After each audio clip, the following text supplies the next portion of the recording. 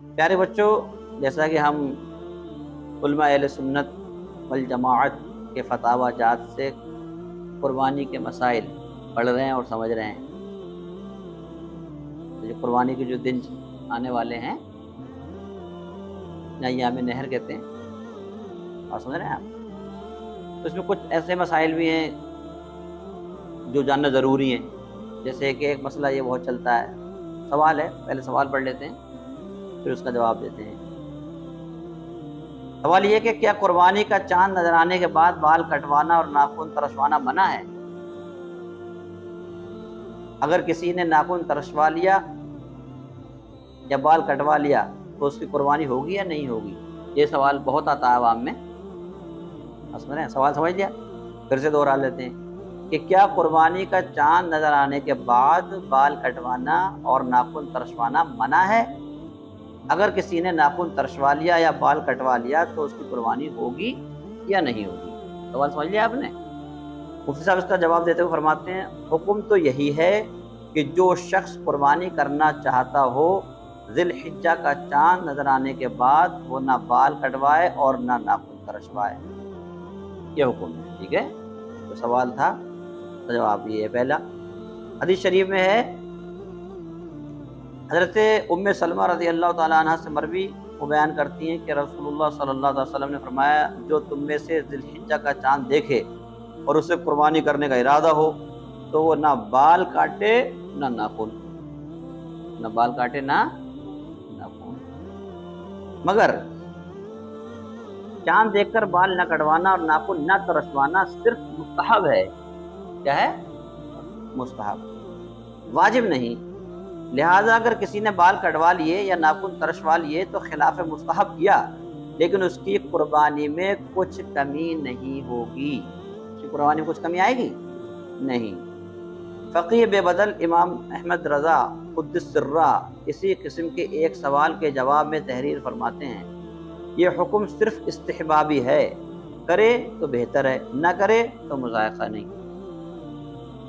نہ اس کو حکم عدولی کہہ سکتے ہیں، نہ قربانی میں نقص آنے کی کوئی وجہ، بلکہ اگر کسی شخص نے 31 دن سے کسی عذر کے سبب خواہ بلا عذر ناخن نہ تراشے ہوں، سن رہے ہیں، خط منوایا نہ ہو کہ چاند ذی الحجہ کا ہو گیا، سن رہے ہیں آپ، نے بغل کے بال، زیر ناک بال نہیں بنائے، ناخن نہیں ترشوائے، کتنے دن سے؟ 31 دن ہو گئے اسے، کسی وجہ سے یا بلا وجہ بھی غفلت میں نہیں کاٹے، اب چاند نظر آ گیا، 31 دن ہو گئے تھے اسے. کتنے دن ہو گئے تھے؟ 31 دن. تو وہ اگرچہ قربانی کا ارادہ رکھتا ہو اس مستحب پر عمل نہیں کر سکتا. کون سا مستحب؟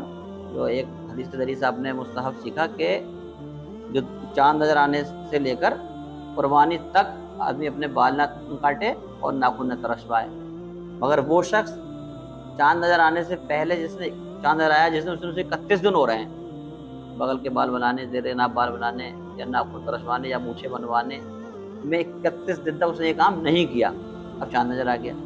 کیا آ گیا؟ چاند نظر آ گیا. بات سمجھ رہے ہیں آپ لوگ؟ تو فرما رہے ہیں اگرچہ قربانی کا ارادہ رکھتا ہو ایسا شخص جس کو 31 دن ہو گئے اپنے ناخن کٹوائے ہوئے اور بالوں کو دور کرے ہوئے 31 دن، تو اگرچہ قربانی کا ارادہ رکھتا ہو اس مستحب پر عمل نہیں کر سکتا کہ اب 10ویں تک رکھے گا تو ناخن اور خط بنوائے ہوئے 41 دن ہو جائیں گے. کتنے دن ہو جائیں گے؟ 31 دن تو پہلے ہو گئے، اب 10 دن اور انہیں روکے رکھے گا ان چیزوں کو، کتنے دن ہو جائیں گے؟ 41. اور 40 دن سے زیادہ نہ بنوانا گناہ ہے. تیرے ناپ بال ہوں، بغل کے بال ہوں، بات سمجھ رہے ہیں آپ؟ یہ 40 دن تک، اور مونچھیں وغیرہ جیسا ذکر مل رہا ہے، ناخن وغیرہ 40 دن تک نہ کاٹنا، یہ کیا ہے؟ گناہ ہے. فعل مستحب کے لیے گناہ نہیں کر سکتا. فتاوی رضویہ میں اعلیٰ رحمۃ اللہ علیہ کیا فرما رہے ہیں کہ مستحب کام کے لیے گناہ نہیں کر سکتا. ٹھیک ہے، تو کیا پتہ چلا کہ جو قربانی کا ارادہ رکھتا ہو اس کے لیے چاند نظر آنے کے بعد سے لے کے 10 تاریخ تک नाखूनों और बालों का ना कटवाना ये मुस्तहब है, वाजिब नहीं है। क्या है? मुस्तहब है, वाजिब नहीं है। ऐसा ही करना चाहिए, ना कटवाए असल में, मगर अगर कटवा लिए तब भी कोई दिक्कत नहीं है, कुर्बानी में कोई नक्स नहीं आएगा। हाँ, अगर कोई ऐसा शख्स 31 दिन से नहीं काटे थे तो उसे तो काटना जरूरी है। उसे क्या जरूरी है? काटना जरूरी है। तो आपने ये मसला समझ लिया जो आज का सवाल था।